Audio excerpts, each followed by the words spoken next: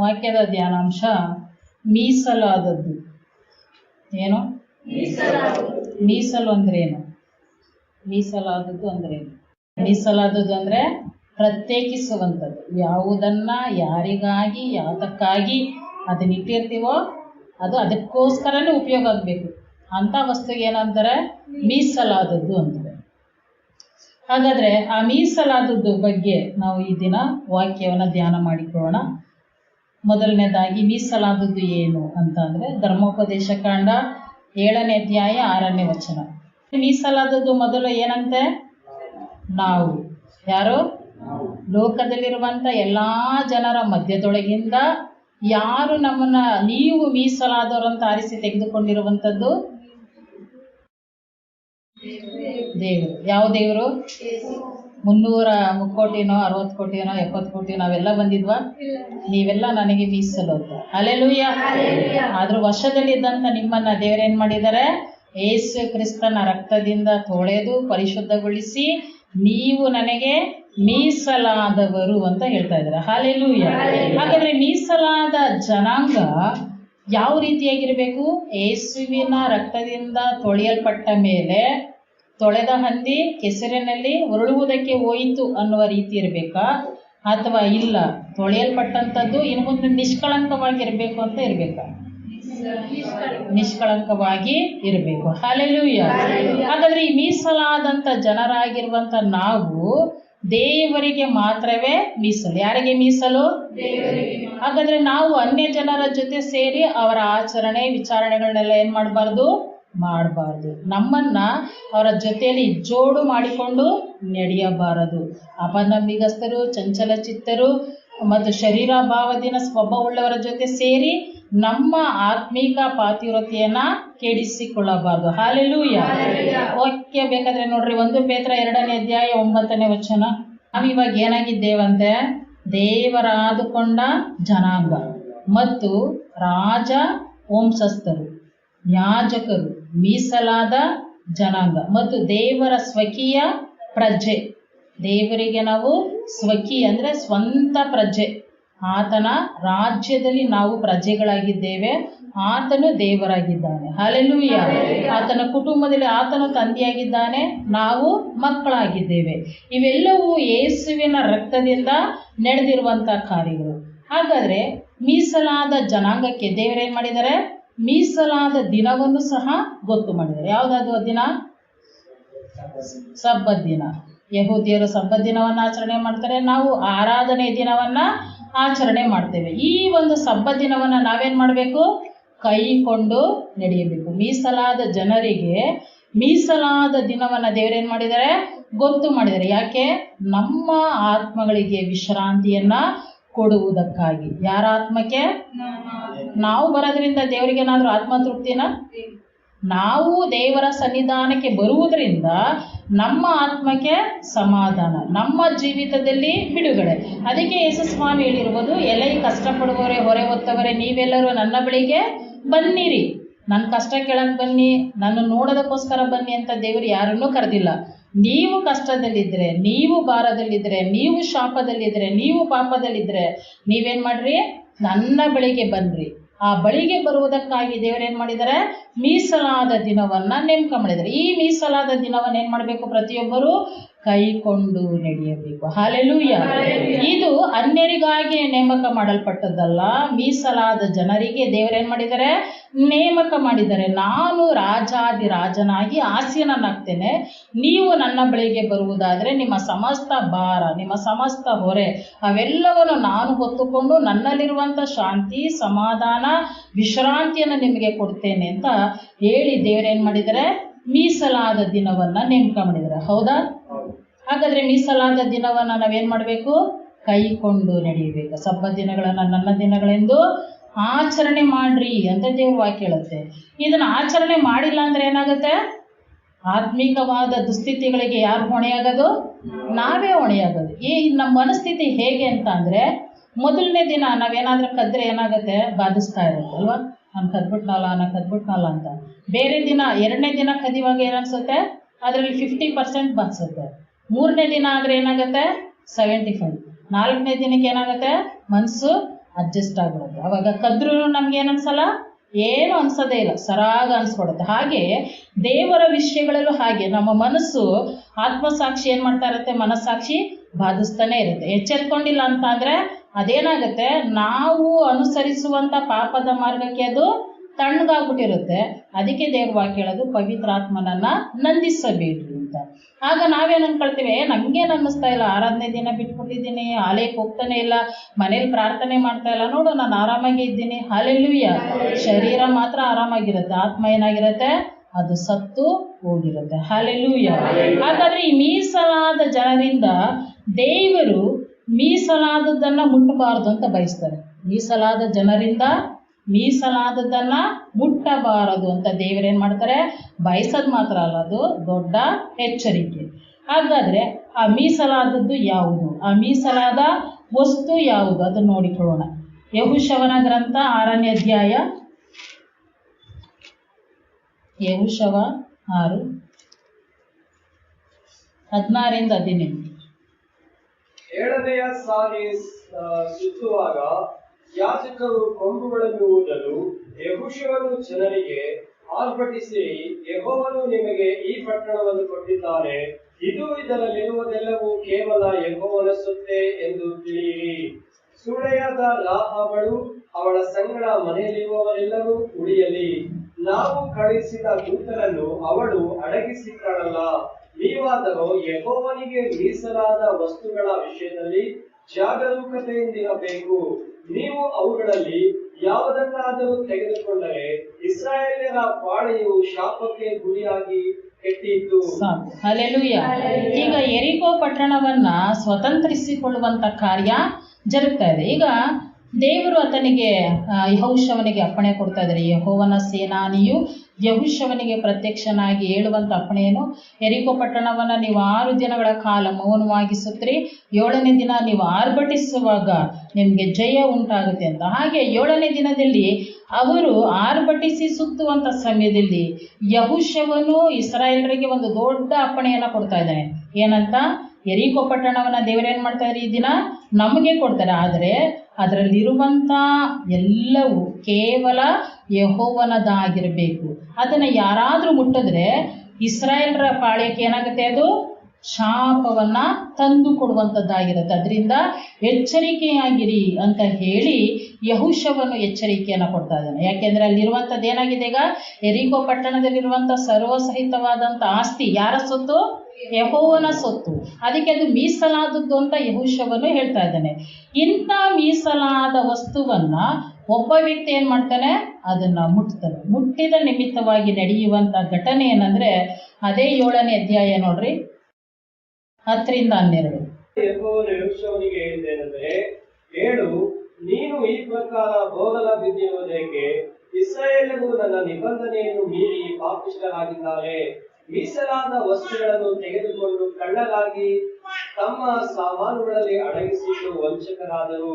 ಆದುದರಿಂದ ಇಸ್ರಾಯೇಲರು ಶತ್ರುಗಳ ಮುಂದೆ ನಿಲ್ಲಲಾರದೆ ಅವರಿಗೆ ಬೆನ್ನು ತೋರಿಸುವರು. ಅವರು ಶಾಪಗ್ರಸ್ತರೇ. ಶಾಪಕ್ಕೆ ಕಾರಣವಾದದ್ದನ್ನು ನಿಮ್ಮ ಮಧ್ಯದಿಂದ ತೆಗೆದುಹಾಕುವವರಿಗೆ ನಾನು ನಿಮ್ಮ ಸಂಗಡ ಬರುವುದಿಲ್ಲ. ಹಲ್ಲೆಲೂಯಾ.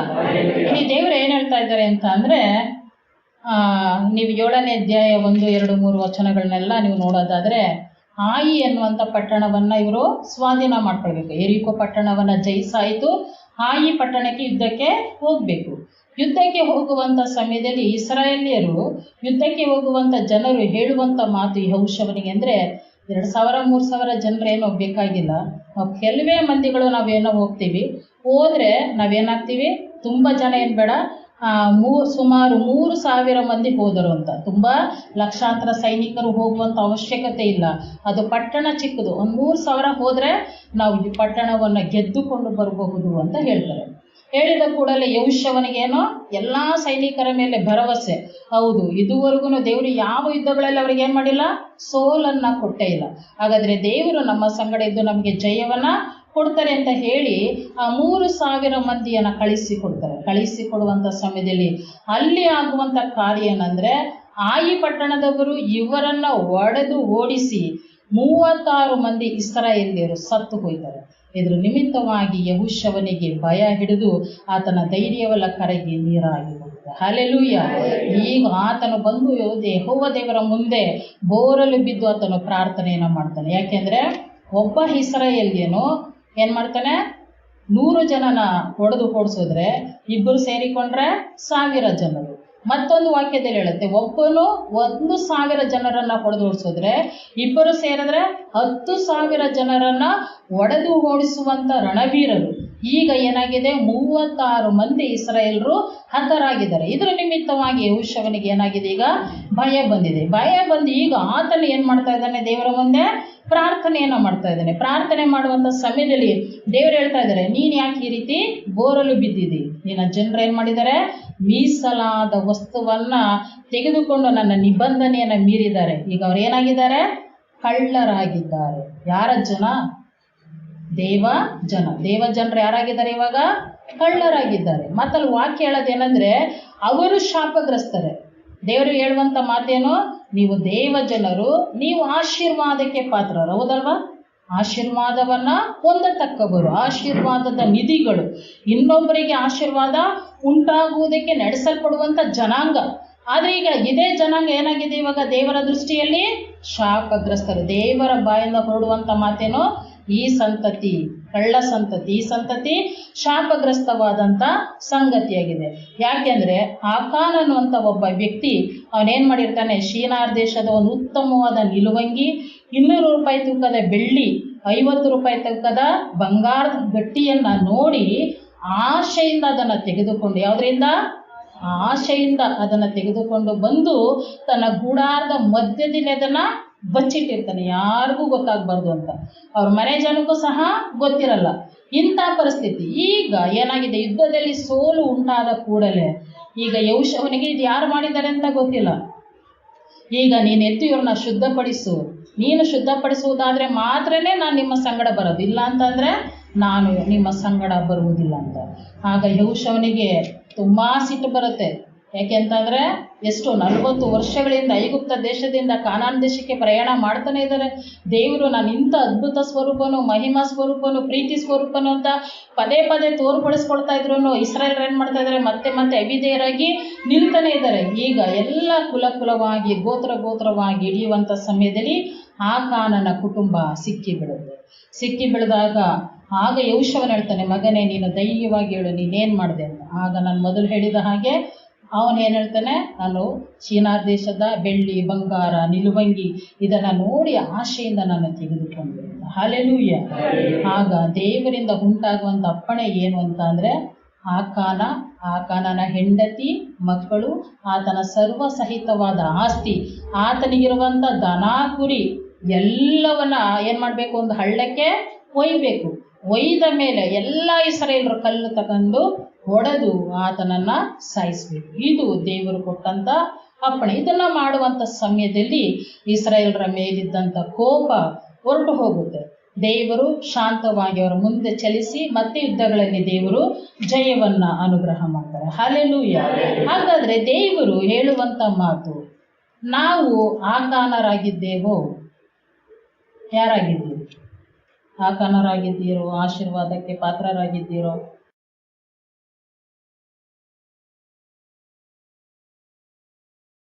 ಯಾಜಕ ಕಾಂಡ 27ನೇ ಅಧ್ಯಾಯ 30ನೇ ವಚನ ನೋಡ್ರಿ.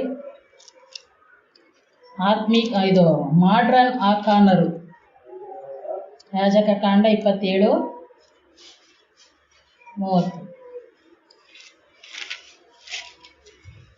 ಹೊಲದ ಬೆಳೆಯಾಗಲಿ, ತೋಟದ ಹಣ್ಣುಗಳಾಗಲಿ, ಭೂಮಿಯಂದುಂಟಾದ ಎಲ್ಲ ಆದಾಯದಲ್ಲಿ 10ನೆಯ ಪಾಲು ಯೆಹೋವನದಾಗಿರಬೇಕು. ಅದು ಯೆಹೋವನಿಗೆ ಮೀಸಲಾದದ್ದು. ಹೊಲದ ಬೆಳೆಯಾಗಲಿ, ಕೇಳಿಸ್ಕೋಬೇಕು, ನೀವು ಹೇಳ್ಬೇಕು, ಏನ್ ಹೇಳಿ? ಹೊಲದ ಬೆಳೆಯಾಗಲಿ, ತೋಟದ ಹಣ್ಣುಗಳಾಗಲಿ, ಭೂಮಿಯಿಂದುಂಟಾದ ಎಲ್ಲ ಆದಾಯದಲ್ಲಿ ಎಷ್ಟನೇ ಪಾಲು ಯೆಹೋವನದು? ಬೈದಿ ಎಲ್ರಿಗೂ ಹೇಳ್ರಿ, ಮತ್ತೆ ಎಷ್ಟನೇ ಪಾಲು? 10ನೆಯ ಪಾಲು. ಯಾರಿಗೆ? ಯೆಹೋವನದಾಗಿರ್ಬೇಕು. ಅದೇನು? ಯೆಹೋವನಿಗೆ ಮೀಸಲಾದದ್ದು. ಹಾಲೆಲೂಯ. ಯಾರಿಗೆ ಮೀಸಲಾದದ್ದು? ಯೆಹೋವನಿಗೆ ಮೀಸಲಾದದ್ದು. ಇದು ಯಾರು ಕೊಟ್ಟಿರುವಂತ ಅಪ್ಪಣೆ? ತಂದೆಯಾದ ದೇವರು, ಭೂಮಿ ಆಕಾಶಗಳನ್ನ ನಿರ್ಮಿಸಿರುವಂತ ದೇವರು ಕೊಟ್ಟಿರುವಂತ ಅಪ್ಪಣೆ. ಈ ಅಪ್ಪಣೆಯನ್ನ ಈಗ ನಾವೇನ್ ಮಾಡಬೇಕು? ಅನುಸರಿಸಿ ನಡೆಯಬೇಕು. ಆದಿಕಾಂಡದಿಂದ ಹಿಡಿದು ಈಗಿನ ಸಭೆಗಳವರೆಗೂ ಇದು ಏನಾಗಿದೆ? ತಪ್ಪದ ನಿಯಮವಾಗಿದೆ. ಯಾಕೆಂದ್ರೆ ಅದು ದೇವರ ಸೊತ್ತು. ಈ ದೇವರ ಸೊತ್ತನ್ನ ಕದ್ದವರಿಗೆ ದೇವರು ಹೇಳುವ ಮಾತು. ಯಾರ ಸೊತ್ತನ್ನ ಕದೀತಾ ಇರೋದು? ದೇವರ ಸೊತ್ತನ್ನ, ಮೀಸಲಾದದನ್ನ ಕದ್ದವರಿಗೆ ದೇವರು ಹೇಳುವಂತ ಮಾತೇನಂದ್ರೆ ಮಲಾಕಿಯ 3ನೇ ಅಧ್ಯಾಯ 7ರಿಂದ 9. ಮಲಾಕಿಯ 3ನೇ ಅಧ್ಯಾಯ 7ರಿಂದ 9. ನಿಮ್ಮ ಪಿತೃಗಳ ಕಾಲದಿಂದಲೂ ನೀವು ನನ್ನ ವಿಧಿಗಳಿಗೆ ಓರೆಯಾದಿರಿ, ಅವುಗಳನ್ನು ಅನುಸರಿಸಲಿಲ್ಲ. ನನ್ನ ಕಡೆಗೆ ಪುನಃ ತಿರುಗಿರಿ, ತಿರುಗಿದರೆ ನಾನು ನಿಮ್ಮ ಕಡೆಗೆ ಪುನಃ ತಿರುಗುವೆನು. ಇದು ಸೇನಾಧೀಶ್ವರ ಯೆಹೋವನ ನುಡಿ. ಯಾವ ವಿಷಯದಲ್ಲಿ ತಿರುಗೋಣವೆನ್ನುತ್ತೀರಾ? ನರಮನುಷ್ಯನು ದೇವರಿಂದ ಕದ್ದುಕೊಳ್ಳಬಹುದೇ? ನೀವು ನನ್ನಿಂದ ಕದ್ದುಕೊಳ್ಳುತ್ತಿದ್ದೀರಿ. ನಿನ್ನಿಂದ ಏನು ಕದ್ದುಕೊಂಡಿದ್ದೇವೆ ಎಂದು ಕೇಳುತ್ತೀರೋ? ದಶಮಾಂಶ, ನನಗೋಸ್ಕರ ಪ್ರತ್ಯೇಕಿಸಬೇಕಾದ ಪದಾರ್ಥ ಇವುಗಳನ್ನೇ. ನೀವು ಅಂದರೆ ಈ ಜನಾಂಗದವರೆಲ್ಲ ನನ್ನಿಂದ ಕದ್ದುಕೊಳ್ಳುವವರಾದ ಕಾರಣ ಶಾಪಗ್ರಸ್ತರಾಗಿದ್ದೀರಿ. ಸಾಕು. ಹಲ್ಲೆಲೂಯ. ದೇವರಿಂದ ಕದ್ದುಕೊಂಡ ಕಾರಣ ಈ ಜನಾಂಗ ಏನಾಗಿದೆಯಂತೆ? ಶಾಪಗ್ರಸ್ತ ಜನಾಂಗವಾಗಿದೆಯಂತೆ. ಈಗ ದೇವರು ವಾದ ಮಾಡ್ತಾ ಇದ್ದಾರೆ, ನೀವು ಪಿತೃಗಳ ಕಾಲದಿಂದಲೂ ಏನ್ ಮಾಡ್ತಾ ಇಲ್ಲ? ನನ್ನ ವಿಧಿಗಳನ್ನ ಅನುಸರಿಸಿ ನಡೀತಾ ಇಲ್ಲ. ಅದರಿಂದ ನಾನೇನ್ ಮಾಡಿದ್ದೇನೆ? ನಿಮ್ಮ ಕಡೆಯಿಂದ ಅವರು ದೇವರ ಆಜ್ಞೆಗೆ ಬೆನ್ನು ಮಾಡಿ ತಿರುಗಿಕೊಂಡ ಕೂಡಲೇ ದೇವರೇನ್ ಮಾಡ್ತಾ ಇದ್ದಾರೆ? ಅವರಿಗೆ ಬೆನ್ನು ಮಾಡಿ ದೇವರು ಸಹ ತಿರುಗಿಕೊಂಡಿದ್ದಾರೆ. ಈಗ ಅನೇಕ ಕಷ್ಟಗಳನ್ನ, ನಷ್ಟಗಳನ್ನ, ಹಿಂಸೆಗಳನ್ನ, ಅವಮಾನಗಳನ್ನ ಅನುಭವಿಸಿ ಭೂಲೋಕದಲ್ಲಿ ಹೆಸರುವಾಸಿಯಾಗಿ ಪ್ರಖ್ಯಾತಿ ಹೊಂದಬೇಕಾದಂಥ ಜನಾಂಗ ಭೂಲೋಕದಲ್ಲಿ ಶಾಪಗ್ರಸ್ತ ಜನರಾಗಿ ನಿಂತಿದ್ದಾರೆ. ಈಗ ಅವರ ದುಸ್ಥಿತಿಯನ್ನ ನೋಡಿ ದೇವರು ಮನಮರಿಗೆ ಹೇಳ್ತಾ ಇದ್ದಾರೆ, ಮತ್ತೆ ನೀವೇನ್ ಮಾಡಿ? ನನ್ನ ಕಡೆಗೆ ತಿರುಗಿಕೊಳ್ಳಬೇಕು. ಹಲ್ಲೆಲೂಯ. ಈಗ ದೇವರು ಹೇಳ್ತಾ ಇದ್ದಾರೆ, ಯಾವ ವಿಷಯದಲ್ಲಿ ತಿರುಗೋಣವೆನ್ನುತ್ತೀರಾ? ನರಮನುಷ್ಯನು ದೇವರಿಂದ ಕದ್ದುಕೊಳ್ಳಬಹುದು. ಹಲ್ಲೆಲೂಯ. ನರಮನುಷ್ಯನು ಯಾರಿಂದ ಕದ್ಕೊಳ್ತಾ ಇರೋದು? ದೇವರಿಂದಲೇ ಕದ್ದುಕೊಳ್ತಾ ಇರುವಂಥದ್ದು. ಆದ್ರಿಂದ ನೀವು ನನ್ನಿಂದ ಕದ್ದುಕೊಳ್ಳುತ್ತಿದ್ದೀರಿ ಅಂತ. ಈಗ ಜನರು ಏನ್ ಕೇಳ್ತಾ ಇದ್ದಾರೆ? ನಿನ್ನಿಂದ ಏನ್ ಕದ್ಕೊಂಡಿದ್ದೀವಿ ಅಂತ. ಅದಕ್ಕೆ ದೇವ್ರು ಹೇಳ್ತಾ ಇದ್ದಾರೆ, ನನಗೆ ಸಲ್ಲತಕ್ಕ ದಶಮ ಭಾಗ, ನನಗೆ ಸಲ್ಲತಕ್ಕ ದಶಮ ಭಾಗನ ನೀವೇನ್ ಮಾಡ್ತಾ ಇದ್ದೀರಿ? ಕದ್ದುಕೊಳ್ತಾ ಇದ್ದೀರಿ. ಹಾಕಾನನ್ ಏನ್ ಮಾಡ್ದ? ಆಶೆಯಿಂದ ತೆಗೆದುಕೊಂಡ, ಅದನ್ನ ಬಚ್ಚಿಟ್ಟ, ದೇವರಿಗೆ ಮೀಸಲಾದದ್ದನ್ನ ಬಚ್ಚಿಟ್ಟ ನಿಮಿತ್ತವಾಗಿ ಇಸ್ರಾಯೇಲರ ಮೇಲೆ ದೇವರ ಕೋಪ ಹುರಿತಾಯಿತು. ಯುದ್ಧಕ್ಕೆ ಹೋದವರು ಅವರು ಸೋಲನ್ನ ಕಂಡರು. ಜಯಶಾಲಿಗಳಾಗಿ ಆರ್ಭಟಿಸಿ ಬರಬೇಕಾದಂಥವರವರು ದುಃಖದಿಂದ 36 ಹೆಣಗಳನ್ನು ಹೊತ್ತುಕೊಂಡು ಬರುವಂತ ಸಂಗತಿ ಉಂಟಾಯಿತು. ಕೊನೆಗೆ ಯಾವ ಆಕಾನನು ಆ ಬೆಳ್ಳಿ ಬಂಗಾರ ವಸ್ತ್ರವನ್ನ ನೋಡಿ ಇದನ್ನ ನನಗೋಸ್ಕರ, ನನ್ನ ಕುಟುಂಬದಗೋಸ್ಕರ ಅಂತ ಎತ್ತಿಟ್ಕೊಂಡು, ಈಗ ಅದೇ ಆಕಾನನ ಕುಟುಂಬ ಅದೇ ಸರ್ವಸಹಿತವಾದ ಇಸ್ರಾಯೇಲ್ಯರ ಸಮೂಹದಲ್ಲಿ ಕಲ್ಲಿನ ಶಿಕ್ಷೆಗೆ ಗುರಿಯಾಗಿ ಆತರಾಗ್ತಾ ಇದ್ದಾರೆ. ಹಲ್ಲೆಲೂಯ. ಯಾಕೆಂದ್ರೆ ಸೈತಾನನ ಉಪದೇಶವನ್ನ ಮಾಡ್ತಾನೆ. ಏನಂತ ಗೊತ್ತಾ? ಆ ದಿನ ಅವ್ವ ಆದಾಮರು ದೇವರೊಟ್ಟಿಗೆ ಸಂಚಾರ ಮಾಡುತ್ತಾ ಅನೋನ್ಯತೆಯಲ್ಲಿ ಇರುವಂತ ಸಮಯದಲ್ಲಿ ಅವಳು ಹಣ್ಣನ ಆಸೆಯಿಂದ ನೋಡ್ತಾ ಇರೋಂಥ ಸಮಯದಲ್ಲಿ, ಏನವ್ವ ಯಾವ ಮರದ ಹಣ್ಣನ್ನ ತಿನ್ಬಾರ್ದ ಅಂತ ದೇವರು ನಿನ್ಗೆ ಅಪ್ಪಣೆ ಕೊಟ್ಟಿದ್ದಾರ ಅಂತ ಕೇಳುವಂಥ ಸಮಯದಲ್ಲಿ, ಇಲ್ಲ, ಎಲ್ಲಾ ಮರದ ಹಣ್ಣನ್ನು ತಿನ್ಬೋದು, ಆದ್ರೆ ಈ ಮರದ ಹಣ್ಣನ್ನು ಮಾತ್ರ ತಿನ್ಬಾರ್ದು. ಆದ್ರೆ ಅವನು ಹೇಳೋ ಮಾತೇನೋ, ನೀನು ತಿಂದ್ರೆ ಏನಾಗ್ತೀಯ? ದೇವರಂತೆ ಆಗ್ಬಿಡ್ತೀಯ. ಅಲ್ಲಿ ಪ್ರಚೋದನೆ ಮಾತುಗಳು ಉಂಟಾದ ತಕ್ಷಣನೇ ಅವ್ವ ಏನ್ ಮಾಡ್ತಾಳೆ? ಆಸೆಯಿಂದ ಅದ ಹಣ್ಣನ್ನ ತೆಗೆದುಕೊಂಡು ತಿಂದು ತನ್ನ ಗಂಡನಿಗೂ ಕೊಟ್ಟಳು. ಕೊಟ್ಟ ನಿಮಿತ್ತ ಆಶೀರ್ವಾದಕ್ಕೆ ಪಾತ್ರರಾದ್ರ, ದೇವರಂತೆ ಆದ್ರ, ಆತ್ಮದಲ್ಲಿ ಅವರು ಸತ್ತವರಾದರೂ ಅವ್ರ ಮೇಲಿದ್ದ ಮಹಿಮೆ ಬಿದ್ದು ಹೋಯಿತು. ಅವರು ಶರೀರಧಾರಿಗಳಾಗಿದ್ರು, ಪಾಪ ಸ್ವಭಾವ ಉಂಟಾಯಿತು, ಅವರ ನಿಮಿತ್ತವಾಗಿ ಭೂಮಿಗೆ ಶಾಪ ಬಂತು. ಈ ದಶಮ ಭಾಗದ ವಿಷಯದಲ್ಲೂ ದೇವರೇನ್ ಮಾಡಿದ್ದಾರೆ, ಅದು ಜೀವದಾಯಕ ಆಶೀರ್ವಾದದ ಮಾರ್ಗವಾಗಿ ದೇವರೇನ್ ಮಾಡಿದ್ದಾರೆ, ಅದನ್ನು ಇಟ್ಟಿದ್ದಾರೆ. ಯಾಕೆ ಏದೇನ್ ತೋಟದಲ್ಲ ಮರವನ್ನ ಇಟ್ಟಿದ್ರು ಅಂತ ಅಂದ್ರೆ, ಮನುಷ್ಯನಿಗೆ ಸಂಪೂರ್ಣ ಸ್ವಾತಂತ್ರ್ಯವನ್ನ ಕೊಟ್ಟಿದ್ದಾಗಿಯೂ ನಾನು ನಿಮ್ಮ ಯಜಮಾನನು, ನನ್ನ ಮಾತಿಗೆ ನೀವೇನಾಗಬೇಕು, ಒಪ್ಪಿ ವಿಧೇಯರಾಗಿ ನಡೆಯಬೇಕು ಅನ್ನೋದಕ್ಕೋಸ್ಕರವೇ ಆ ಮರವನ್ನ ಅಲ್ಲಿ ಇಟ್ಟಿದ್ದು. ಆದ್ರೆ ದೇವ್ರು ಇವಾಗ ಏನ್ ಮಾಡಿದ್ದಾರೆ, ಎಲ್ಲವನ್ನ ಕೊಟ್ಟಿದ್ದಾರೆ. ತನ್ನ ಪರಿಶುದ್ಧವಾದ ರಕ್ತ ಕ್ರಯವಿಲ್ಲದೆ ನಿಮಗೆ ಕೊಟ್ಟಿದ್ದಾರೆ, ತನ್ನ ಪ್ರೀತಿಯನ್ನ ನಿಮಗೆ ಕೊಟ್ಟಿದ್ದಾರೆ. ನೀವು ಕಷ್ಟ ಅಂದಾಗೆಲ್ಲ ನಿಮ್ಮನ್ನ ಬಿಡಿಸುವುದಕ್ಕೆ ದೇವರು ಹಾತುಕೊಂಡಿದ್ದಾರೆ. ಆಸ್ಪತ್ರೆಗಳಲ್ಲಿ ಲಕ್ಷ ಸಾವಿರಾರು ರೂಪಾಯಿ ಕಟ್ಟಬೇಕಾದಂಥದ್ದು, ಪೊಲೀಸ್ನವರಿಗೆ ಕಟ್ಟಬೇಕಾದಂಥದ್ದು, ಎಲ್ಲ ಹಣಗಳನ್ನ ಉಳಿತಾಯ ಮಾಡಿ ಒಂದು ಪ್ರಾರ್ಥನೆಗಳಿಂದ ದೇವರೇನ್ ಮಾಡಿದ್ದಾರೆ, ಎಲ್ಲರನ್ನ ಸ್ವಸ್ಥಗೊಳಿಸ್ತಾ ಪ್ರೀತಿಯಿಂದ ನಡೆಸಿಕೊಂಡು ಆದರಣೆ ಕೊಟ್ಟು ಉದ್ಧಾರ ಮಾಡ್ಕೊಂಡು ಬರ್ತಾರೆ. ಈಗ ಸೈತಾನ ಹೇಳುವಂಥ ಮಾತೇನು, ನೋಡು ದೇವ್ರಿಗೆ ಯಾಕೆ ಹಣ ಕೊಡಬೇಕು, ದೇವ್ರಿಗೆ ಹಣದ ಅವಶ್ಯಕತೆ ಇದೆಯಾ, ಏನು ಬೇಕಾಗಿಲ್ಲ, ಇದನ್ನು ನೀನೇನು ಮಾಡು, ನಿನ್ನ ಕಷ್ಟ ನೋಡಿ ಇಷ್ಟೊಂದಿದೆ ಅಲ್ವಾ, ನಿನ್ನ ಕಷ್ಟ, ನಿನ್ನ ಸಾಲ, ನಿನ್ನ ಹಿಂಸೆ, ನಿನ್ನ ರೋಗ, ನಿನ್ನ ಬಡತನ, ಇಷ್ಟೆಲ್ಲ ಇದೆ, ಇದನ್ನೆಲ್ಲ ನೀನು ತೀರಿಸ್ಕೊ. ಇದೆಲ್ಲ ತೀರಿಸ್ಕೊಂಡ್ಮೇಲೆ ನೀನೇನು ಮಾಡ್ಬೋದು, ಕೊಡ್ಕೋಬೋದು. ಅದೆಲ್ಲ ತೀರಿಸ್ಕೊಂಡು ಕೊಡ ಮಟ್ಟಿಗೆ ದೇವ್ರ ನಮ್ಮನ್ನು ಇಟ್ಟಿರ್ತಾರ. ಯಾಕೆಂದರೆ ನಾವೇನಾಗಿದ್ದೇವೆ, ಶಾಪಗ್ರಸ್ತರಾಗಿದ್ದೇವೆ. ಈಗ ನಾವು ಯಾರ ಮಾತು ಕಿವಿ ಕೊಡ್ತಾ ಇದ್ದೇವೆ, ಆಸೆ ಬಸುರಾಗಿ ಪಾಪವನ್ನ ಹಳೆಯುತ್ತದೆ. ಈಗ ಯಾವ ದೇವರು ನಮ್ಮನ್ನ ತನ್ನ ರಕ್ತದಿಂದ ಶುದ್ಧೀಕರಿಸಿ ಆಶೀರ್ವಾದದ ಜನಾಂಗ ಅಂತ ಹೇಳಿ ನಮ್ಮನ್ನ ಇಟ್ಟಿದ್ದಾರೋ, ಆ ದೇವರಿಗೆ ಮೀಸಲಾದದನ್ನು ನಾವೇನ್ ಮಾಡ್ತಾ ಇದ್ದೀವಿ, ಕಲಿತಾ ಇದ್ದೀವಿ. ಈಗ ಆಸ್ಪತ್ರೆಗೆ ಹೋಗ್ತೇವೆ, ಡಾಕ್ಟರ್ ಹತ್ರ ನಾವು ತುಂಬ ಕ್ಲೋಸ್ ಆಗಿ ಮಾತಾಡ್ತೇವೆ, ಅವರು ಸಹ ತುಂಬ ಪ್ರೀತಿಯಿಂದ ಮಾತಾಡ್ತಾರೆ, ಎಲ್ಲ ಟ್ರೀಟ್ಮೆಂಟ್ ಕೊಡ್ತಾರೆ. ಕೊಟ್ಟಾದ್ಮೇಲೆ ಬಿಲ್ ಬರೀತಾರೆ. ಬಿಲ್ ಬರದ ತಕ್ಷಣ ನಾವು ಬಿಲ್ ಕಟ್ತಾ ಬಂದ್ಬಿಡ್ತೀವ. ಹಲ್ಲೆಲೂಯ. ಯಾಕೆ, ಅದವರಿಗೆ ಸಿಗ್ಬೇಕಾದಂಥ ನ್ಯಾಯವಾದ ಕ್ರಯ. ಹಾಗಾದ್ರೆ ದೇವರು ನಿಮಗೆ ನೇಮಕ ಮಾಡಿರುವಂಥದ್ದನ್ನು ನೀವೇನ್ ಮಾಡ್ತಾ ಇದ್ದೀರಿ, ಕದ್ದುಕೊಳ್ತಾ ಇದ್ರಿ. ಅದು ಸೇವಕರಿಂದ ಕದ್ದುಕೊಳ್ತಾ ಇರುವಂಥದ್ದಲ್ಲ, ಸಭೆಯಿಂದ ಕದ್ದುಕೊಳ್ತಾ ಇರುವಂಥದ್ದಲ್ಲ. ಯಾರಿಂದ ಕದ್ದುಕೊಳ್ತಾ ಇರುವಂಥದ್ದು, ದೇವರಿಂದ ಕದ್ದುಕೊಳ್ತಾ ಇರುವಂಥದ್ದು. ದೇವರಿಂದ ಕದ್ದುಕೊಂಡ ಮೇಲೆ ಪ್ರತಿಯೊಬ್ಬರು ಏನಾಗಿದ್ದೀರಿ, ಇವಾಗ ಶಾಪಗ್ರಸ್ತರಾಗಿದ್ದೀರಿ. ಹಲ್ಲೆಲೂಯ. ಹಾಗಾದ್ರೆ ಈ ಶಾಪ ಯಾವ ಮಟ್ಟಿಗೆ ಅದು ಮುಂದುವರೆದುಕೊಂಡು ಹೋಗುತ್ತದೆ ಅನ್ನುವುದಾದ್ರೆ, ಹಗ್ಗಾಯ 1ನೇ ಅಧ್ಯಾಯ 5-6 ವಚನ ನೋಡ್ರಿ. ವಾಕ್ಯ ಹೇಳ್ತಾ ಇರೋದೇನಂತ ಅಂದ್ರೆ, ನೀವು ಅಲ್ಲಿ ನಿಮ್ಮ ಗತಿ ಏನಾಗಿದೆ ಎಂದು ಮನಸ್ಸಿಗೆ ತಂದುಕೊಳ್ಳಿರಿ. ನೀವು ಬಿತ್ತಿದ ಬೀಜವು ಬಹಳ, ತಂದ ಫಲವು ಏನಾಗಿದೆ, ಸ್ವಲ್ಪವಾಗಿದೆ. ತಿನ್ನುತ್ತೀರಿ, ತೃಪ್ತಿಯಾಗದು, ಕುಡಿಯುತ್ತೀರಿ, ಆನಂದವಾಗದು, ಒದೆಯುತ್ತೀರಿ, ಬೆಚ್ಚಗಾಗದು. ಯಾಕೆಂದ್ರೆ ಸಂಬಳಗಾರನ ಹಾಕುವಂತ ಆ ಸಂಬಳದ ಚೀಲ ಏನಾಗಿದೆ ಅಂತೆ, ತೂತ ಆಗಿದೆ ಅಂತೆ. ಮೇಲಿಂದ ಹಾಕಿದ್ರೆ ಕೆಳಗಡೆಯಿಂದ ಸೋರಾಗುತ್ತೆ. ಈಗ ನಮ್ಮ ಮನೆಯಲ್ಲಿ ಈಗ ಎಲ್ಲರೂ ನಾವು ಸೇರಿ ಬಂದಂಥ ಸಮಯದಲ್ಲಿ, ನಿಮ್ಮ ಮನೆಗಳಲ್ಲೂ ಎಲ್ಲರೂ ಸೇರಿ ಬಂದಂಥ ಸಮಯದಲ್ಲಿ ಒಬ್ರಿಲ್ಲ ಅಂತಂದ್ರೆ ಏನಾಗಿರುತ್ತೆ, ಸಂತೋಷಕ್ಕೆ ಕಡಿಮೆ ಇರುತ್ತಲ್ವಾ. ಈಗ ಯಾರಿಗೋ ಸೊತ್ತನ್ನ ನಾವು ತಂದು ಹಂಚ್ಕೊಂಡು ತಿಂತಾ ಇದೀವಿ ಅಂದ್ರೆ ನಮ್ಗೆ ತೃಪ್ತಿ ಆಗುತ್ತಾ? ಯಾರಿಗೋ ಸೇರ್ಬೇಕಾದಂಥ ಸೊತ್ತನ್ನ ನಾವು ತಂದು ಹೊತ್ಕೊಳ್ತಾ ಇದೀವಿ ಅಂದ್ರೆ ನಮ್ಗೆ ಬೆಚ್ಚಗಾಗುತ್ತಾ?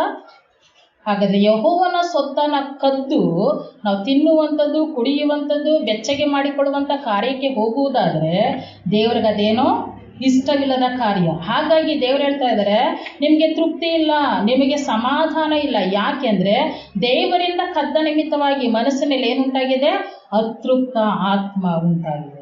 ಅತೃಪ್ತ ಆತ್ಮದ ನಿಮಿತ್ತವಾಗಿ ಕುಟುಂಬದಲ್ಲಿ ಏನುಂಟಾಗಿದೆ, ಅಸಮಾಧಾನ ಉಂಟಾಗಿದೆ. ಅತೃಪ್ತದ ಆತ್ಮದ ನಿಮಿತ್ತವಾಗಿ ಕುಟುಂಬದಲ್ಲಿ ಏನಾಗ್ತಾ ಇದೆ, ಒಡುಕುತನಗಳು ಉಂಟಾಗ್ತಾ ಇದೆ. ಅತೃಪ್ತದ ಆತ್ಮದ ನಿಮಿತ್ತವಾಗಿ ಕೈ ಹಾಕುವಂತ ಪ್ರತಿಯೊಂದು ಕೆಲಸಗಳಲ್ಲೇನೋ ಕಿರಿಕಿರಿ, ರಗಳೆಗಳು ಉಂಟಾಗ್ತಾ ಇದೆ. ಹಾಗಾಗಿ ದೇವ್ರು ಹೇಳುವಂತ ಮಾತು ಏನಂತ ಅಂದ್ರೆ, ನಿಮ್ಮ ಸಂಬಳದ ಚೀಲ ತೂತಿನದು. ಹಾಗಾಗಿ ದೇವರಿಂದ ಕದ್ದುಕೊಂಡು, ದೇವರು ಕೊಡಬೇಕಾದದ್ದನ್ನು ನಾನು ಕದ್ದುಕೊಳ್ತಾ ಇದ್ದೇನೆಪ್ಪ, ಇದನ್ನು ನಾನು ಉಳಿಸ್ಕೊಳ್ತೀನಿ, ಈ ತಿಂಗಳೆಲ್ಲ ಇದರಲ್ಲಿ ನಾನು ಜೀವನ ಮಾಡ್ಬೋದು, ಅದು ನಿಮ್ಮ ಭ್ರಮೆ. ಅದೇನಾಗುತ್ತೆ, ಇನ್ನೂ ನಿಮ್ಮನ್ನ ಶಾಪಕ್ಕೆ ನಡೆಸುವಂಥದ್ದಾಗಿದೆ. ಯಾಕೆಂದ್ರೆ ಮನುಷ್ಯನು ರೊಟ್ಟಿ ತಿಂದ ಮಾತ್ರಕ್ಕೆ ಬದುಕುವುದಿಲ್ಲ, ಆದರೆ ದೇವರ ಬಾಯಿಂದ ಹೊರಡುವ ಪ್ರತಿಯೊಂದು ಮಾತಿನಿಂದ ಬದುಕುವನು. 5 ರೊಟ್ಟಿ 2 ಮೀನು ನೋಡ್ರಿ, ಒಬ್ಬ ವ್ಯಕ್ತಿ ಕೊಟ್ಟಿದ್ರೆ ಅದೇನಾಗ್ತಾ ಇತ್ತು, ಸಾಕಾಗ್ತಾ ಇತ್ತು. ಅದು ಮನುಷ್ಯನ ಕೈಲಿದ್ರೆ ಒಬ್ಬ ಮನುಷ್ಯನಿಗೆ ಮಾತ್ರವೇ ಸಾಕಾಗ್ತಾ ಇತ್ತು. ಆದರೆ ಅದು ದೇವರ ಹಸ್ತಕ್ಕೆ ಬರುವಾಗ, ದೇವರು ಸ್ತೋತ್ರ ಮಾಡಿ ಮುರಿದು ಹಂಚುವಾಗ ಎಲ್ಲರಿಗೂ ತೃಪ್ತಿ ಆಯಿತು. ಇನ್ನೂ ಉಳಿಸಿಕೊಳ್ಳುವ ರೀತಿಯಲ್ಲಿ ದೇವರು ಆಶೀರ್ವಾದ ಮಾಡಿದ್ರು. ಹಾಗಾದ್ರೆ ಶಾಪಗ್ರಸ್ತವಾದ ಈ ಭೂಮಿಯಿಂದ ನಾವು ಬೆಳೆದದ್ದನ್ನ ದೇವರ ಹಸ್ತಕ್ಕೆ ಕೊಡುವಾಗ ದೇವರೇನ್ ಮಾಡ್ತಾರೆ? ಅದನ್ನ ಆಶೀರ್ವದಿಸ್ತಾರೆ. ಶಾಪಗ್ರಸ್ತವಾದ ಈ ಭೂಮಿಯಲ್ಲಿ ನಾವು ದುಡಿಮೆ ಮಾಡಿ ತಂದದ್ದನ್ನ ದೇವರಿಗೆ ಅರ್ಪಿಸುವಾಗ ದೇವರದನ್ನ ಶುದ್ಧೀಕರಿಸಿ ನಮಗೆ ಕೊಡ್ತಾರೆ. ನಾವು ಏನು ಮಾಡದೆ ಅದನ್ನ ಸೇವಿಸುವಾಗ, ಅದನ್ನ ಹಾಗೆ ನಾವೇ ಕಬಳಿಸುವಾಗ ನಾವು ಶಾಪಗ್ರಸ್ತರಾಗಿ ನಿಂತಿರ್ತೇವೆ. ಮತ್ತು ನಮ್ಮ ಒಂದು ನಿರ್ಧಾರ ಏನಾಗಿರುತ್ತೆ ಅಂದ್ರೆ, ನಮ್ಮ ಮೇಲೆ ಅಧಿಕಾರ ನಡೆಸುವುದಕ್ಕೆ ದೇವರಿಗೆ ಅಧಿಕಾರವಿಲ್ಲ. ಹಲ್ಲೆಲೂಯಾ. ಯಾಕೆಂದ್ರೆ ನಮಗೆ ದೇವರ ಅಧಿಕಾರ ನಮ್ಮ ಮೇಲಿರುವುದಾದ್ರೆ ನಾವೇನ್ ಮಾಡ್ತಾ ಇದ್ದೀವಿ? ದೇವರ ಮಾತುಗಳಿಗೆ ಒಳಗಾಗ್ತಾ ಇದ್ವಿ, ದೇವರ ಅಪ್ಪಣೆಗೆ ಒಳಪಡ್ತಾ ಇದ್ವಿ. ನಾವು ದೇವರ ಮಾತನ್ನ ನಿರಾಕರಿಸಿ ಆತನ ಅಧಿಕಾರವನ್ನ ತ್ಯಜಿಸಿರುವ ನಿಮಿತ್ತವಾಗಿ ದೇವರ ನಿಯಮಕ್ಕೆ ವಿರುದ್ಧವಾಗಿ ನಾವು ಜೀವಿಸ್ತಾ ಇದ್ದೀವಿ. ಹಲ್ಲೆಲೂಯಾ. ಹಾಗಾದ್ರೆ ದೇವರಿಗೆ ಭಯ ಪಡ್ತೇವೆ ಅನ್ನುವಂಥದ್ದು ಯಾವ ಮಾತು? ಅದು ಬಾಯ ಮಾತಾಗಿದೆ ಹೊರತು, ಜನರನ್ನ ಮೆಚ್ಚಿಸುವಂತ ಮಾತಾಗಿದೆ ಹೊರತು, ಆದ್ರೆ ನಿಜವಾಗಿ ನಡತೆಯಲ್ಲಿ ಅದು ಇಲ್ಲದ ಕಾರ್ಯವಾಗಿದೆ. ಹಲ್ಲೆಲೂಯಾ. ಹಾಗಾಗಿ ದೇವರಿಗೆ ಸಲ್ಲತಕ್ಕದ್ದನ್ನ ಕದ್ದುಕೊಳ್ಳುವರಾದ್ರೆ ನೀವು ಕಳ್ಳರಾಗಿದ್ದೀರಿ, ಶಾಪಗ್ರಸ್ತರಾಗಿದ್ದೀರಿ. ದೇವರಿಗೆ ಸಲ್ಲತಕ್ಕದನ್ನ ನೀವು ಬಚ್ಚಿಟ್ಟುಕೊಳ್ಳುವುದಾದ್ರೆ ನಿಮ್ಮ ಸಂಬಳದ ಚೀಲ ಅದು ತೂತಿನದಾಗಿರುತ್ತೆ. ಯಾಕೆಂದ್ರೆ ಅದು ದೇವರು ನಿಮ್ಮ ಮೇಲೆ ಉಸಿರನ್ನ ಬಿಡ್ತಾರೆ. ಅಯ್ಯೋ, ನನಗೆ ಸೇರಬೇಕಾದದನ್ನ ನೀವೇ ಬಚ್ಚಿಟ್ಕೊಳ್ತಾ ಇದ್ರಲ್ಲ ಅಂತ ಅಲ್ಲಿ ವಾಕ್ಯ ಅಕ್ಕ ಇದ್ರಲ್ಲ ಅದೇ ಹೇಳೋದು. ನಾನು ಉಸಿರು ಬಿಟ್ಟೇನು, ಆಹಾ ಸ್ವಲ್ಪ ಮಾತ್ರ ಸಿಕ್ಕಿತ್ತು, ನೀವು ಮನೆಗೆ ತೆಗೆದುಕೊಂಡು ಬಂದಾಗ ನಾನು ಅದರ ಮೇಲೆ ಉಸಿರನ್ನ ಬಿಡುವೆನು. ದೇವರು ಉಸಿರು ಬಿಡುವಾಗ ಏನಾಗತ್ತೆ? ಎಲ್ಲ ನಿಮ್ಮ ಕಣ್ಣಿಗೆ ಆನಂದವಾಗಿ ಕಂಡಂಥದ್ದೇನಾಗಿರುತ್ತೆ? ಅಲ್ಲೇ ಒಣಗಿ ಜೊಳ್ಳಾಗಿರುತ್ತೆ. ಈ ಕಾರ್ಯ ಮಾಡ್ಬೇಕು, ಆ ಕಾರ್ಯ ಮಾಡ್ಬೇಕಂದದ್ದು ಯಾವ ಕಾರ್ಯವೂ ಮಾಡಕ್ಕೂ ಆಗದಿದ್ದಾಗೆ ಮತ್ತೆ ಸಾಲದ ಮೇಲೆ ಸಾಲ, ಅಸಮಾಧಾನದ ಮೇಲೆ ಅಸಮಾಧಾನ, ಯಾವ ಪರಿಸ್ಥಿತಿಯಿಂದ ಬಂದರೂ ಅದೇ ಪರಿಸ್ಥಿತಿಗೆ ನೀವು ನೂಕಲ್ಪಡುವಂಥದ್ದು. ಹಾಗಾದ್ರೆ ನೀವು ನೆನಪು ಮಾಡಿಕೊಳ್ಳ್ರಿ, ರಕ್ಷಣೆಗೆ ಬಂದ ಹೊಸದರಲ್ಲಿ ದೇವ್ರಿಗೆ ಬೇಕಾದ್ರೆ ಜೀವ ಕೊಟ್ಕೊಡಿ ಅಂದ್ರೆ ಎಲ್ಲರೂ ಸಿದ್ಧ. ದೇವ್ರನ್ನ ಆರಾಧನೆ ಮಾಡ್ಲಿಕ್ಕೆ ವಾರ ಪೂರ್ತಿ ನೀವು ನಿಲ್ರಿ, ಎಲ್ಲರೂ ಸಿದ್ಧ. ದೇವರಿಗೆ ದಶಮ ಭಾಗ ಸಲ್ಲಿಸ್ಬೇಕು, ಅಯ್ಯೋ ದೇವರಿಗಿಂತ ಹೆಚ್ಚ. ಸ್ವಲ್ಪ ತಿಂಗಳು ಕಳೆದ್ಮೇಲೆ ಅಯ್ಯೋ ನಮ್ಮ ಕಷ್ಟನೇ ನಮ್ಗೆ ಯಾಕೆ? ಅಷ್ಟರಲ್ಲಿ ದೇವರು ಸುತ್ತ ಇರುವಂಥ ಶತ್ರುಗಳನ್ನ ನಮ್ಮಿಂದ ಅಗಲಿಸಿರ್ತಾರೆ. ಯಾವುದೆಲ್ಲ ಇಕ್ಕಳದ ಹಾಗೆ ನಮ್ಮನ್ನು ಹಿಡ್ದಿರುತ್ತೋ ಆ ಇಕ್ಕಳದ ಬಾಯಿಂದ ದೇವರು ನಮ್ಮನ್ನು ಬಿಡಿಸಿರ್ತಾರೆ. ಈಗೇನಾಗಿರುತ್ತೆ? ನಮಗೆ ಉಸಿರಾಡುವುದಕ್ಕೆ, ಕೂರುವುದಕ್ಕೆ, ನಿಲ್ಲುವುದಕ್ಕೆ, ಸಂತೋಷಿಸುವುದಕ್ಕೆ ಎಲ್ಲ ಒಂದು ಉತ್ತಮವಾದ ವಾತಾವರಣವನ್ನು ದೇವರು ಕಲ್ಪಿಸಿರ್ತಾರೆ. ಈ ಕಲ್ಪನೆ ಕಲ್ಪಿಸಿ ಕೊಟ್ಟ ಕೂಡಲೇ ಸೈತಾನನ್ ಬಂದು ಹೇಳ್ತಾನೆ, ನೋಡು ದೇವರಿಗೆ ಕೊಡ್ಬೇಕಾದದನ್ನ ನೀನು ಕದ್ಬಿಡು. ಕದ್ರೆ ಏನಾಗುತ್ತೆ? ನಿನ್ಗೆ ಒಳ್ಳೇದಾಗುತ್ತೆ. ಅವ್ನು ಕದಿ ಅಂತ ಹೇಳ್ತಾನ? ಇಲ್ಲ. ಅವನು ಹೇಳೋದೇನಂದ್ರೆ, ನಾಳೆ ನೀನು ಬಿತ್ತವಂತೆ, ನಾಳಿದ್ದು ಬಿತ್ತವಂತೆ. ನಾಳೆ ಅಂತ ಹೇಳಿದಂಥ ಮೊದಲನೇ ವ್ಯಕ್ತಿ ಯಾರು ಗೊತ್ತಾ? ಫರೋಹ. ಹಲ್ಲೆಲೂಯಾ. ಫರೋಹನನ್ನ ಸೈತಾನನಿಗೆ ಹೋಲಿಕೆ ಮಾಡ್ತಾರೆ. ಯಾಕೆಂದ್ರೆ ಇಡೀ ಇಸ್ರಾಯೇಲ್ ಜನರನ್ನು ಅಷ್ಟರ ಮಟ್ಟಿಗೆ ಬಾಧಿಸಿದಾತನು ಮತ್ತು ಎಲ್ಲ ಮಕ್ಕಳನ್ನ ಮರಣಕ್ಕೆ ನಡೆಸಿದಾತನು ಆತನೊಬ್ಬನೇ. ದೇವ ಜನರನ್ನ ಬಹುವಾಗಿ ಪೀಡಿಸಿದಂಥ ವ್ಯಕ್ತಿ, ದೇವ ಜನರನ್ನ ಪೀಡಿಸುವಂಥ ವ್ಯಕ್ತಿ ದೇವ ಮನುಷ್ಯ ಆಗ್ಲಿಕ್ಕೆ ಸಾಧ್ಯನಾ? ಆತನು ಸೈತಾನನ ಮಗನಾಗಿ ಇಡೀ ದೇವ ಜನರನ್ನ ಬಾಧಿಸ್ತಾನೆ. ಹಾಗಾದ್ರೆ ಸೈತಾನನು ಒಳ್ಳೆ ಉಪದೇಶವನ್ನ ಬಿತ್ತುತ್ತಾ ಇರ್ತಾನೆ, ಅದು ನಿಮ್ಮ ಕಿವಿಗೆ ಹಿತವಾಗಿರುತ್ತೆ. ನಿಮ್ಗನ್ಸುತ್ತೆ ಅದು ಒಳ್ಳೆಯ ಉಪದೇಶ, ಇವತ್ತು ನನಗೆ ಕಷ್ಟ, ಹಾಗಾದ್ರೆ ನಾಳೆ ನಿಮಗೆ ಕಷ್ಟ ಇರಲ್ವಾ? ಹಾಗಾದ್ರೆ ಯೇಸು ಸ್ವಾಮಿ ಹೇಳಿದ ವಾಕ್ಯ ಸುಳ್ಳ?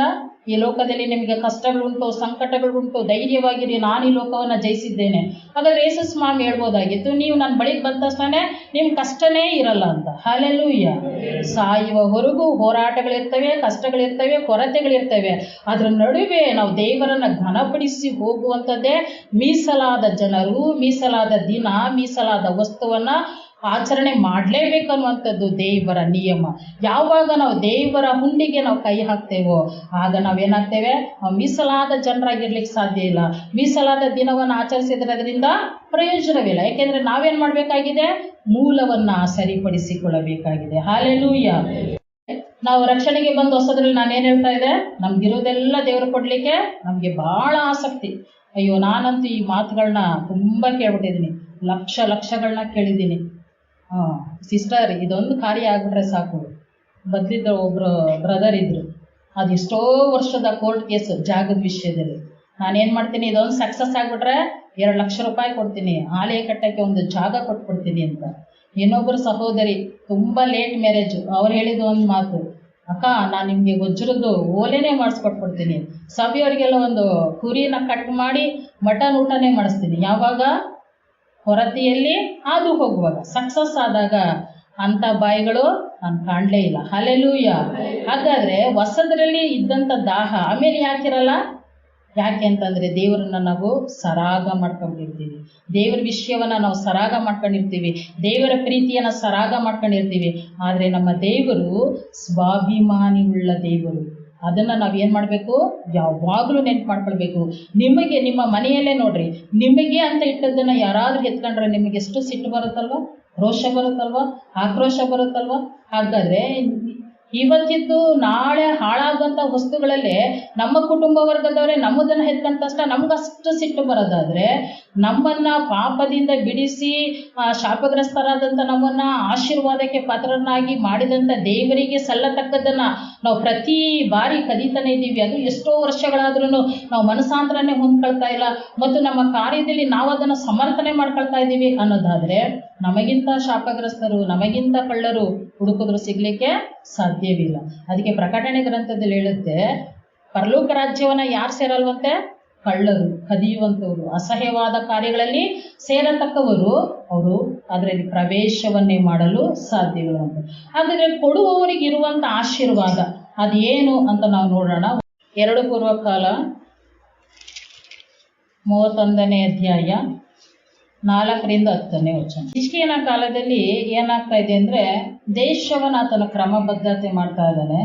ಲೇವಿಯರು, ಯಾಜಕರು ದೇಶವನ್ನು ಅಂದರೆ ಯಾಜಕ ಧರ್ಮವನ್ನು ಬಿಟ್ಟು ಬೇರೆ ಬೇರೆ ಉದ್ಯೋಗಗಳಿಗೆ ಹೊರಟು ಹೋಗಿದ್ದಾರೆ. ಯಾಕೆಂದರೆ ಈ ದಶಮ ಭಾಗ, ಹರಕೆ, ಕೃತಜ್ಞತೆ ಕಾಣಿಕೆ ಇವೆಲ್ಲವನ್ನ ದೇವರು ಮೀಸಲಾದದ್ದು ಅಂತ ಹೇಳಿ ಲೇವಿ ಕುಲಕ್ಕೆ ಕೊಟ್ಟಿರ್ತಾರೆ. ನೀವೇನು ಮಾಡೋಂಗಿಲ್ಲ, ಸ್ವಂತವಾಗಿ ದುಡಿದು ಸ್ವಂತ ಭೂಸ್ಥಿತಿಯನ್ನು ಮಾಡಿಕೊಳ್ಳುವ ಹಾಗಿಲ್ಲ. ನೀವು ನನ್ನ ಸೇವೆಯನ್ನು ಮಾಡಬೇಕು, ನನ್ನ ಸೇವೆಗಾಗಿ ಮೀಸಲಾಗಿ ಬಂದದ್ದೆಲ್ಲವನ್ನ ನಿಮ್ಮ ಜೀವನೋಪಾಯಕ್ಕಾಗಿ ನೀವು ಬಳಸಬೇಕು ಅಂತ ಹೇಳಿ ಜನರಿಗೆ ನೀವು ನನ್ನ ಧರ್ಮವನ್ನು ಬೋಧಿಸಿ ಅವರನ್ನು ನನ್ನ ಮಾರ್ಗದಲ್ಲಿ ನಡೆಸಬೇಕು ಅಂತ ಲೇವಿ ಕುಲದವರಿಗೆ ದೇವರ ಅಪ್ಪಣೆಯನ್ನು ಕೊಟ್ಟಿರ್ತಾರೆ. ಆದರೆ ರಾಜರುಗಳು ಭ್ರಷ್ಟರಾದ ಕಾರಣ, ಪ್ರಜೆಗಳು ಭ್ರಷ್ಟರಾದ ಕಾರಣ ಲೇವಿಯರು ಅವರ ಜೀವನೋಪಾಯಕ್ಕಾಗಿ ಬೇರೆ ಮಾರ್ಗಗಳನ್ನ ಹುಡಿಕೊಂಡು ಹೋಗಿರ್ತಾರೆ. ಜನರಿಗೆ ಯಾಜಕ ಧರ್ಮವನ್ನು ಬೋಧಿಸುವಂಥವ್ರು ಯಾರು ಇರಲ್ಲ, ದೇವರ ಮಾರ್ಗವನ್ನು ಬೋಧಿಸುವಂಥವ್ರು ಯಾರು ಇರುವುದಿಲ್ಲ. ಈಗ ಹಿಜ್ಕೀಯನು ರಾಜನಾದ ಕೂಡಲೇ ಆತನು ಮಾಡುವಂಥ ಕಾರ್ಯ ಏನಂತಂದರೆ, ಎಲ್ಲ ಯಾಜಕರು, ಲೇವಿಯರು ಅವರೆಲ್ಲರೂ ದೇವರಲ್ಲಿ ಆಸಕ್ತರಾಗಿರುವಾಗಿ ಆತನ ನೋಡಿಕೊಂಡು ಅವ್ರಿಗೆ ಏನೆಲ್ಲ ಸಲ್ಲಬೇಕು, ಅಲ್ಲಿ ವಾಕ್ಯ ನೀವು ನೋಡೋರಲ್ಲ, ದನ, ಕುರಿ, ಹೊಲದ ಬೆಳೆ ಮತ್ತು ದ್ರವ್ಯಗಳು ಪ್ರತಿಯೊಂದು ವಿಷಯದಲ್ಲೂ ಸಹ ಅವರು ದಶಮ ಭಾಗವನ್ನು ಸಲ್ಲಿಸಬೇಕು ಅಂತ ರಾಜನು ಅಪ್ಪಣೆಯನ್ನು ಹೊರಡಿಸ್ತಾನೆ. ಇದು ದೇವರ ಅಪ್ಪಣೆ, ನಾನು ಇದನ್ನು ಅಪ್ಪಣೆಯಾಗಿ ಹೊರಡಿಸ್ತಾ ಇದ್ದೇನೆ, ನೀವು ಪ್ರತಿಯೊಬ್ಬರು ಈ ಕಾರ್ಯಗಳನ್ನ ಮಾಡಬೇಕು ಅಂತ. ಎಲ್ಲರೂ 5 ತಿಂಗಳ ಕಾಲ ಅದನ್ನು ತಂದು ರಾಶಿಯನ್ನು ಮಾಡ್ತಾರೆ.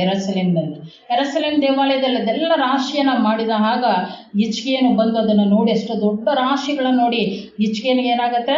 ಸಂತೋಷ ಆಗುತ್ತೆ. ಮತ್ತು ಜನರು ಏನಾಗಿದ್ದಾರೆ, ಇಷ್ಟೆಲ್ಲ ತಂದು ಕೊಟ್ಬಿಟ್ಟಿದ್ದಾರೆ, ತಮಗಿರೋದೆಲ್ಲ ಕೊಟ್ಬಿಟ್ಟಿದ್ದಾರೇನೋ ಅನ್ನುವಂಥ ಆತಂಕನೂ ಸಹ ಹಿಜ್ಕೀಯನಿಗಿರುತ್ತೆ. ಆಗ ಅಲ್ಲಿ ಚಾದೋಕನು, ಮಹಾಯಾಜಕನಾದಂಥ ಅಜರ್ಯನು ಆತನು ಹೇಳುವಂಥ ಮಾತು ಏನಂತ ಅಂದರೆ, ಜನರು ದೇವರಾದ ಯೆಹೋವನಿಗೋಸ್ಕರ ಪ್ರತ್ಯೇಕಿಸತಕ್ಕದ್ದನ್ನು ಆತನ ಆಲಯಕ್ಕೆ ತಂದಂದಿನಿಂದ, ಎಲ್ಲಿಂದ ಅಂತೆ? ಯಾವಾಗ ದೇವರಿಗೆ ಪ್ರತ್ಯೇಕಿಸೋದನ್ನ ಆಲಯಕ್ಕೆ ತಂದ್ರು ಅಂದಿನಿಂದ ಯೆಹೋವನು ತನ್ನ ಪ್ರಜೆಗೆ ಸಮೃದ್ಧಿಯನ್ನು ಅನುಗ್ರಹಿಸಿದ್ದಾನೆ. ಹಲ್ಲೆಲೂಯ. ನಿಮಗೆ ಸಮೃದ್ಧಿ ಬೇಕು ಅಂತಂದ್ರೆ ಏನು ಮಾಡಬೇಕು? ಮೀಸಲಾದದ್ದನ್ನ ಆತನ ಆಲಯಕ್ಕೆ ಒತ್ತು ತರುವಂಥವರಾಗಿರಬೇಕು. ಮತ್ತು ಅವರು ಹುಂಡು ತೃಪ್ತರಾಗಿ, ನಾವು ಅಗ್ಗಾಯಂದ್ರಲ್ಲಿ ನೋಡಿದ್ವಿ, ನೀವು ಕುಡಿಯುತ್ತೀರಿ ತೃಪ್ತಿಯಾಗುವುದು, ಒದಿಯುತ್ತೀರಿ ಬೆಚ್ಚಗಾಗೋದು. ಯಾಕೆ? ಅಲ್ಲಿ ದಶಮ ಭಾಗವನ್ನು ಕದೀತಾ ಇದ್ರು, ಆಲಯಕ್ಕೆ ಸಲ್ಲತಕ್ಕದ್ದನ್ನು ಸಲ್ಲಿಸ್ತೇನೆ ಅವರು ಕದ್ದುಕೊಳ್ಳುವಂಥ ಕಳ್ಳರಾಗಿದ್ರು. ಅದರಿಂದ ಅದನ್ನು ಉಳಿಸಿಕೊಳ್ಳೋದನ್ನು ತಿನ್ನುವಂಥ ಸಮಯದಲ್ಲಿ ಅವರಿಗೆ ತೃಪ್ತಿ ಆಗ್ತಾ ಇರಲಿಲ್ಲ. ಆದರೆ ಈಗ ದೇವ್ರ ವಾಕ್ಯ ಹೇಳ್ತಾ ಇದೆ, ಅವರ ದಶಮ ಭಾಗವನ್ನು ಪ್ರತ್ಯೇಕಿಸಿ ದೇವರ ಸನ್ನಿಧಾನಕ್ಕೆ ತಂದುಕೊಟ್ಟು ಈಗ ದೇವರವರಿಗೆ ಸಮೃದ್ಧಿಯನ್ನು ಅನುಗ್ರಹಿಸುವ ನಿಮಿತ್ತವಾಗಿ ಅವ್ರು ಊಟ ಮಾಡಿದ್ರೆ ಏನಾಗ್ತಾ ಇದೆ? ತೃಪ್ತಿ, ಸಮಾಧಾನ ಉಂಟಾಗ್ತಾ ಇದೆ. ಮತ್ತು ಇನ್ನೂ ಇಷ್ಟು ದೊಡ್ಡ ರಾಶಿಯನ್ನ ಉಳಿಸಿಕೊಂಡಿದ್ದಾರೆ, ಅಂದರೆ ಉಳಿತಾಯ. ಹಲ್ಲೆಲೂಯ. ನೀವು ದೇವರಿಗೆ ಸಲ್ಲತಕ್ಕ ಹರಕೆ, ಕೃತಜ್ಞತಾ ಕಾಣಿಕೆ, ದಶಮ ಭಾಗ ಇವೆಲ್ಲವನ್ನ ದೇವರ ಆಲಯಕ್ಕೆ ನೀವು ಸಲ್ಲಿಸುವುದಾದರೆ ದೇವರು ನಿಮಗೆ ಸಮೃದ್ಧಿಯನ್ನು ಅನುಗ್ರಹ ಮಾಡ್ತಾರೆ, ನಿಮಗೆ ತೃಪ್ತಿಯ ಜೀವಿತವನ್ನು ಅನುಗ್ರಹ ಮಾಡ್ತಾರೆ, ಮತ್ತು ನೀವೇನೆಲ್ಲ ಉಳಿತಾಯ ಮಾಡ್ಬೇಕಂತ ಇಂಟು ಮಾರ್ಗಗಳನ್ನ ಹಾಕೊಂಡು ಹೋಗ್ತಿರೋ ಆ ದೇವರೇನ್ ಮಾಡ್ತಾರೆ, ಹಂತ ಹಂತವಾಗಿ ನಿಮ್ಮನ್ನ ಘನವಂತರಾಗಿ ಮಾಡಿ ನಡೆಸಿಕೊಡ್ತಾರೆ. ಹಾಲೆಲೂಯ. ಹಾಗಾದ್ರೆ ಅನೇಕರು ಹೇಳ್ಬೋದು, ಇದೇನು ಹಳೆ ಒಡಂಬಡಿಕೆಯಲ್ಲಿ ಮಾತ್ರ ಇರೋದು, ಹೊಸ ಒಡಂಬಡಿಕೆಯಲ್ಲಿ ಏನಾದ್ರು ಇದೆಯಾ ಅಂತ. ನೀವು ಹೊಸ ಒಡಂಬಡಿಕೆಗೆ ಓದೋದಾದ್ರೆ ನಿಮ್ಮ ಸರ್ವ ಸಹಿತವಾದ ಆಸ್ತಿಯು ಯಾರಿಗೆ ಸಲ್ಲತಕ್ಕದ್ದು? ಯೇಸುಗೆ ಸಲ್ಲತಕ್ಕದ್ದು. ಯಾಕೆಂದ್ರೆ ಅಪೊಸ್ತಲರ ಕಾಲದಲ್ಲಿ ಎಲ್ಲ ಏನ್ ಮಾಡ್ತಾ ಇದ್ರು, ತಮ್ಮ ತಮ್ಮ ಮನೆಗಳನ್ನ, ಆಸ್ತಿಗಳನ್ನ, ಹೊಲಗಳನ್ನ ಮಾರಿ ತಂದು ಯೇಸುವೇ ಸತ್ಯ, ಯೇಸುವೇ ಮಾರ್ಗ, ಆತನನ್ನೇ ನಾವು ಸ್ತುತಿಸ್ಬೇಕು, ಆರಾಧಿಸ್ಬೇಕು ಅಂತ ಹೇಳಿ ತಮಗಿರುವಂಥದ್ದೆಲ್ಲವನ್ನ ಮಾರಿ ತಂದು ಅಪೊಸ್ತಲರ ಪಾದಗಳ ಬಳಿಯಲ್ಲಿ ಇಡ್ತಾ ಇದ್ರಂತೆ. ಹಲ್ಲೆಲೂಯ. ಹಾಗಾದ್ರೆ ಅಪೊಸ್ತಲರ ಕಾಲದ ಶಿಷ್ಯರಾಗ್ತೀರಾ ನೀವು? ಆಸ್ಟ್ರೇಲಿಯಾದಲ್ಲಿ ಪ್ರಖ್ಯಾತಿಯಾದಂಥ ಕ್ರಿಕೆಟರ್, ಆತನು ಕೋಟಿಗಟ್ಟಲೆ ಆಸ್ತಿಯನ್ನು ಸಂಪಾದನೆ ಮಾಡಿರ್ತಾನೆ.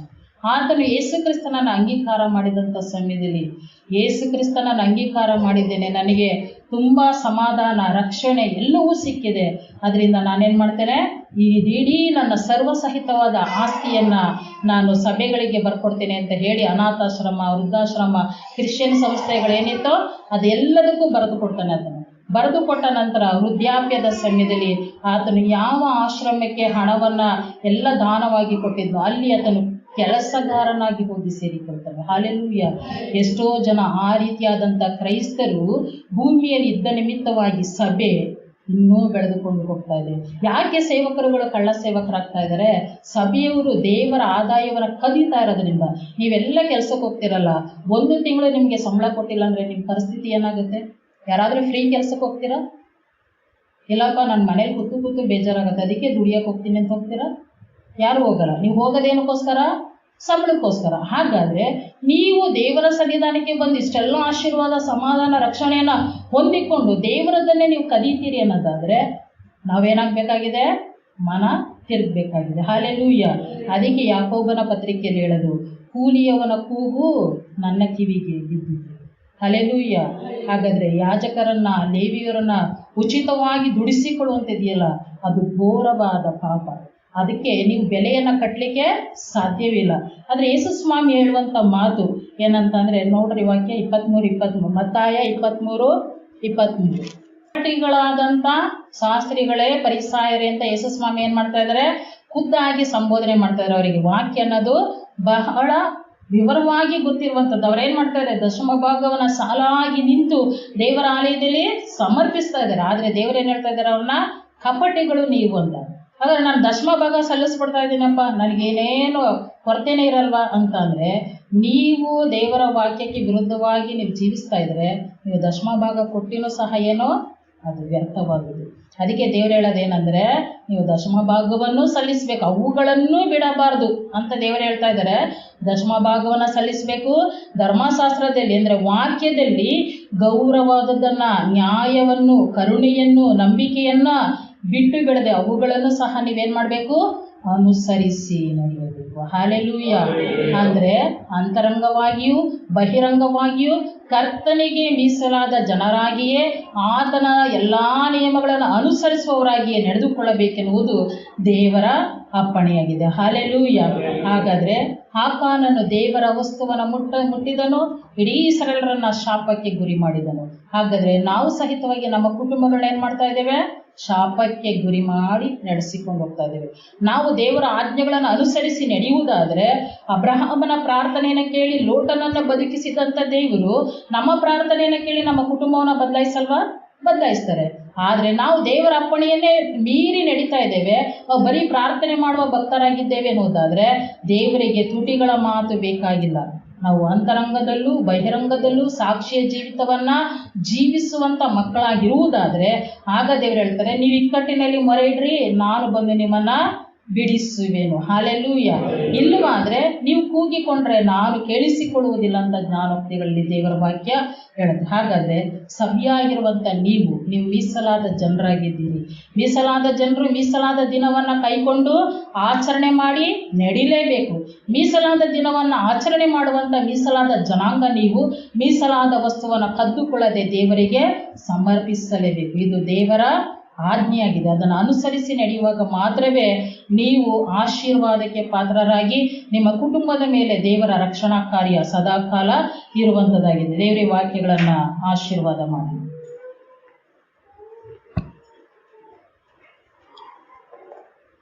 ಪ್ರಾರ್ಥನೆಯನ್ನು ಮಾಡಿಕೊಳ್ಳೋಣ.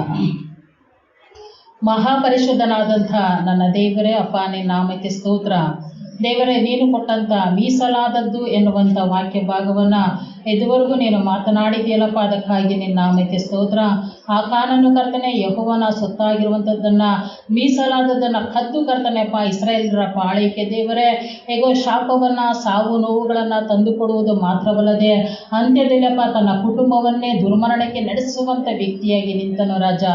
ಆದಾಮ್ ಅವರಿಗೆ ಅಪ್ಪ ಸೈತಾನನು ಕರ್ತನೆ ವಂಚಿಸಿ ಕರ್ತನೆಪ್ಪ ದೇವರಿಂದ ಭ್ರಷ್ಟರಾಗಿ ಮಾಡಿದ ಕಾರ್ಯಗಳಲ್ಲಿ ಕರ್ತನೆ ಈಗಲೂ ಕರ್ತನೆಪ್ಪ ಸಭೆಗಳಲ್ಲಿ ದಶಮ ಭಾಗವನ್ನು ಕದಿಯುವುದಕ್ಕೆ ಸೈತಾನನು ಕರ್ತನೆಪ್ಪ ವಂಚನೆ ನುಡಿಗಳನ್ನು ಆಡುತ್ತಾ ಕರ್ತನೆಪ್ಪ ಪ್ರತಿಯೊಬ್ಬರ ಈಗೋ ಕರ್ತನೆಪ್ಪ ಜೀವಿತದಲ್ಲಿ ಸ್ವಾಮಿ ಶಾಪವು ಸದಾಕಾಲ ಇರುವ ಹಾಗೆ ನೋಡಿಕೊಳ್ಳುತ್ತಾ ಇದನ್ನಲ್ಲಪ್ಪ.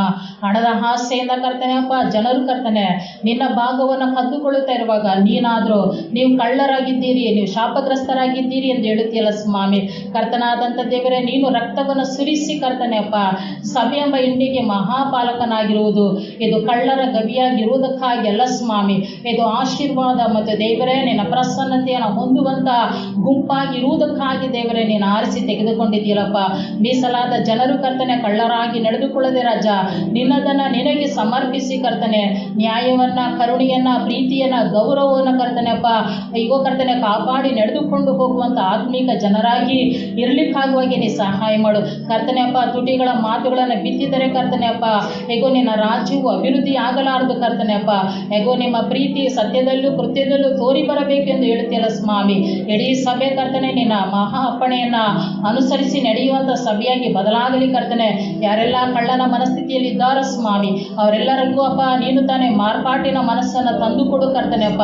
ಇನ್ನು ಮುಂದೆ ಕರ್ತನೆಪ್ಪ ನಿನ್ನದನ್ನು ನಿನಗೆ ಸಲ್ಲಿಸುವಂಥ ಭಯ ಭಕ್ತಿಯ ಹೃದಯವನ್ನಪ್ಪ ಅನುಗ್ರಹ ಮಾಡು. ಸೈತಾನನು ಯಾರ್ಯಾರ ಹೃದಯಗಳಲ್ಲಿ ಆಲೋಚನೆಗಳಲ್ಲಿ ಕಾರ್ಯ ಸಾಧಿಸುತ್ತಾ ಇದ್ದಾನೋ ರಾಜ ಆ ಸೈತಾನನ ಕಾರ್ಯಗಳು ಯೇಸುವಿನ ರಕ್ತದಲ್ಲಿ ಕರ್ತನೆ ಲಯವಾಗಲಿ ಕರ್ತನೆ. ನಿನ್ನ ನಾಮಕ್ಕೆ ಸ್ತೋತ್ರ ಕರ್ತನೆ. ಕದಿಯಬಾರದು ಎಂಬುದಾಗಿ ದಶಾಜ್ಞೆಗಳಲ್ಲಿ ನೀನು ಹೇಳಿದ್ಯಲ್ಲಪ್ಪ. ಹೇಗೋ ಕರ್ತನೆಪ್ಪ ನಿನ್ನ ಅಪ್ಪಣೆಗಳಲ್ಲಿ ಒಂದನ್ನು ಮೀರದೆ ಕರ್ತನೆಪ್ಪ ಎಲ್ಲವನ್ನು ಅನುಸರಿಸಿ ನಡೆಯುವಂಥ ಸಭೆಯಾಗಿದ್ದು ಮಾರ್ಪಾಟವನ್ನು ಹೊಂದಿಕೊಳ್ಳಲಿ ಕರ್ತನೆ. ನಿನ್ನ ನಾಮಕ್ಕೆ ಸ್ತೋತ್ರ ಕರ್ತನೆ. ನೀನು ಆಶೀರ್ವಾದ ಮಾಡು ಮಹಿಮೆಯನ್ನೊಂದು ಯೇಸುವಿನ ನಾಮದಲ್ಲಿ ತಂದೆಯೇ, ಆಮೆನ್.